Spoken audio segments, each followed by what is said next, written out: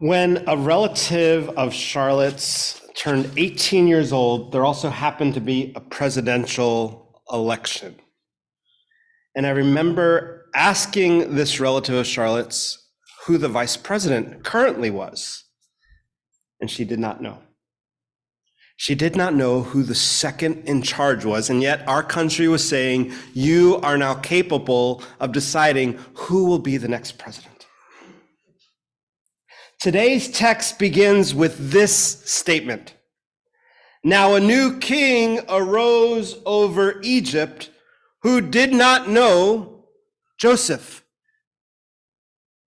So we have been going through journeys of faith. We looked at Jacob. We spent 2 Sundays on Joseph. So I shouldn't have to recount. I should be able to say, who is Joseph? And you should be able to popcorn that he was the great grandson of Abraham and Sarah. That through him, Israel is preserved and how it comes into Egypt. That Joseph rises to be the second in command in Egypt, in part because he adapted to Pharaoh's system. He finds favor with the king because during a famine, he knows how to exploit the vulnerability of the people. He buys their livestock. He buys their land. And even takes them into bondage. And yet, the king of that very land, not an 18-year-old new voter, the king of that very land said that they did not know Joseph. How is that possible? The Hebrew word here is yada. Yada is not about knowing as we think of it in terms of memory or intellect. This is more about emotions. The new king wasn't interested in the history of Joseph or the Israelites. The new king couldn't relate to the inferior so-called other. This new king is indifferent to Joseph. And this enables him to disregard history and enact harsh edicts. Last week, before sacred witnessing, welcome, bienvenidos. Last week, before sacred witnessing, I referenced Horace King. Horace King was a multiracial male born into slavery in 1807. After his first enslaver died around 1830, King was sold to another master, John Godwin, who also happened to be a bridge builder. King learned his bridge building and construction skills under the tutelage of John Godwin, but quickly began to exceed even the skills of John Godwin. Over the years, King, this slave, would build numerous cotton warehouses along the Chattahoochee River, the border between Alabama and Georgia, courthouses, including the state capitol, parts of the stairs at the state capitol in Alabama, and bridges, covered bridges. You can see one of his descendants' bridges at Stone Mountain Park. His reputation had reached a point where he was acknowledged as a co-builder alongside his master, a co-builder. This was something that of an unusual honor for a slave. Despite being enslaved, King managed to earn a significant income from his work. And in 1846, he purchased his freedom from the Godwin family. After the Civil War, King was involved in voter registration and even served in the legislature in the Alabama House of Representatives during Reconstruction. King passed away in 1885 in LaGrange, Georgia, where the story from last week picks up, where I talk about his cemetery in a place where no one knew about him, or no one knew that there were hundreds of unmarked slave graves there until just recently. King's life is a story of determination and talent and resilience. Now, a new king was born in Egypt who did not know Joseph. Horace King.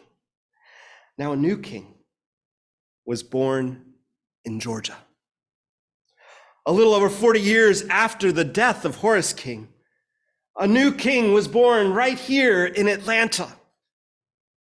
I don't know if he knew Horus, but I know that he knew, or therefore regarded, the plight of Horus's people.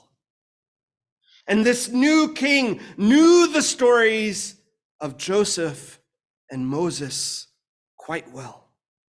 This new king often used the story of Exodus from the Bible to draw parallels between the struggles of the Israelites and the Black community here fighting against racial injustice.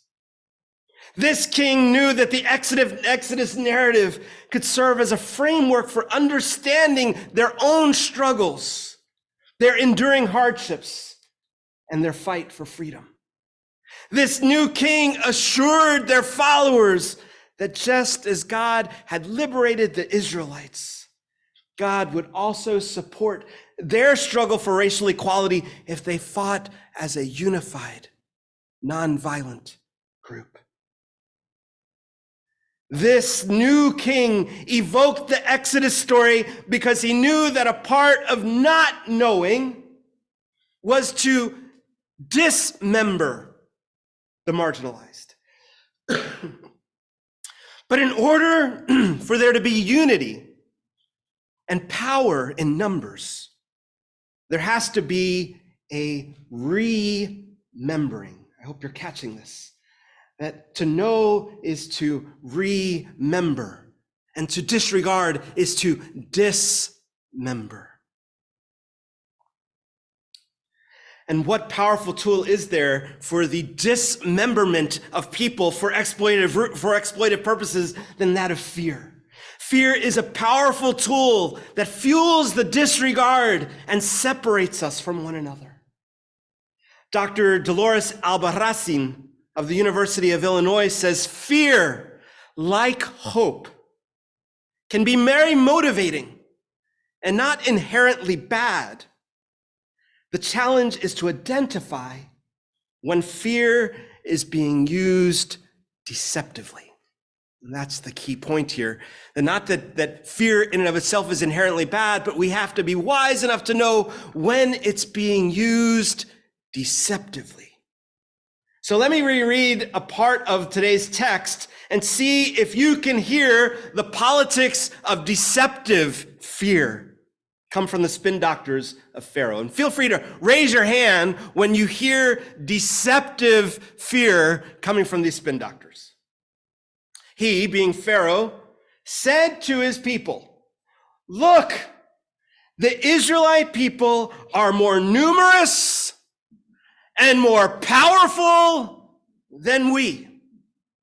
Come, let us deal shrewdly with them, or they will increase, and in the event of war, join our enemies and fight against us and escape from the land." I always find that last part to be kind of ironic. Like, that's the one thing they don't want, and yet they even sometimes empire has a hard time hiding its true motives. They don't want them to escape from the land. Therefore, they set taskmasters over them to oppress them with forced labor. They built supply cities, Pithom, and thank you. You must have practiced these because I still tongue twist them. Rameses, or for Pharaoh. But the more they were oppressed, the more they multiplied and spread, so that the Egyptians came to dread the Israelites. The Egyptians became ruthless in imposing tasks on the Israelites and made their lives bitter with hard service in mortar and brick and in every kind of field labor. They were ruthless in all the tasks that they imposed on them. Well, according to historians, this story is like 3,500 years old.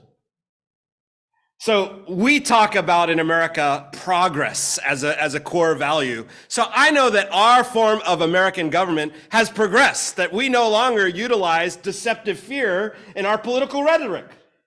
I mean, 3,500 years, surely we've progressed beyond this. Well, we haven't had a democratic debate this political cycle yet, so I can't be fair and balanced. But I did watch the Republican debate that was just this past week. And I want to give you a couple of quotes from it. And let me see if you hear any deceptive fear in this, or if it's just me and my ears. This is former Governor Chris Christie. So, what a President Christie would do is appoint an attorney general who would instruct each of the 93 U.S. attorneys that they are to take over the prosecution of violent crime in every one of those cities that are failing to do so. We have plenty of room in the federal prisons to lock up these violent criminals and clean up what's going on all across this country in these individual cities. Or Florida Governor Ron DeSantis. I met a lady in Texas named Tracy, and her son took one Percocet that was laced with fentanyl, immediately died. This is happening all across this country because of the poison that they are bringing in. So as president, would I use force?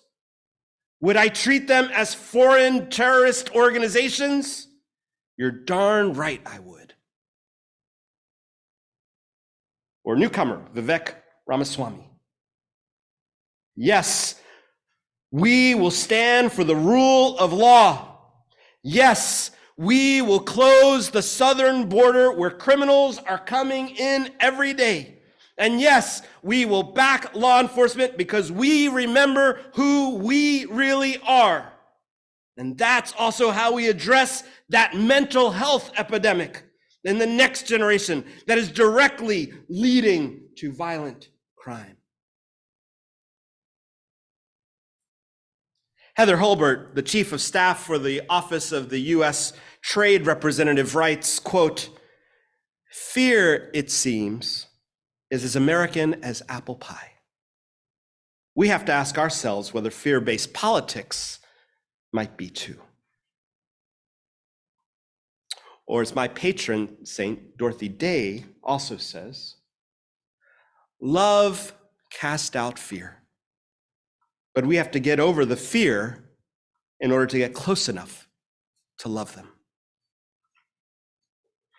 Shifra and Pua are wonderful examples of people who overcome the fear that is required for us to demonstrate an alternative. I love the story of Shifra and Pua. I was so hoping that Matt and Elizabeth would be here because then I could just laud all over little Shifra and her name. I mean, it's in Shifra and Pua that we see two individuals. No one's in the empire, but yet we don't get Pharaoh's name. We get their names. And they don't do anything that's of lasting endurance. The oppression still continues on. Even God has to wreak a whole bunch of plagues, and the people still don't get the message, right? But they are honored, and their families are honored, the text says, because they chose to fear God over fearing human authority. They are the Bible's first example of civil disobedience, or what I would call divine obedience. Whereas Pharaoh is dismembering and disregarding human life, they are remembering the value of life. Now, I know they lied. That's always a little funny, kind of like, how do you resolve the fact that they lied to Pharaoh? Remember, they said, like, oh, you got to understand, Pharaoh, the Hebrew women are so strong. They give birth before we ever get there. Well, some scholars call this ethical deception. And I like that term. I'm gonna remember that term. Don't use it when you're like in an argument with your spouse. Just say, no, I'm being ethically deceptive. That won't work in that situation. But it is an interesting act of just consideration of what does it mean to cling to the truth, to recognize that there are indeed powers and principalities in this world that are formidable. And what does it mean to fear God and to be obedient to God, even in the face of overwhelming odds. So not only do they point us on a new journey of faith, but I would say so does Pharaoh's daughter. And I love that this text is celebrating women. I mean, in the biblical narrative of Moses' birth and adoption by Pharaoh's daughter, we encounter a powerful example of how the simple act of radical hospitality can be a subversive act. This tale goes beyond the simple account of a child being rescued and instead looks at the complexities of power and compassion and resistance to oppression. I mean, here you have another nobody, a Hebrew slave giving birth to a child. She has to hide the child for 3 months. How hard and difficult would that be? And at 3 months, fearing for his life, does something that makes no cognitive sense whatsoever to those of us in the midst of the story. Forget about, we know how the story goes. What sense, what logic does it make to place the child into a river? But this is a mother's love, a mother's determination,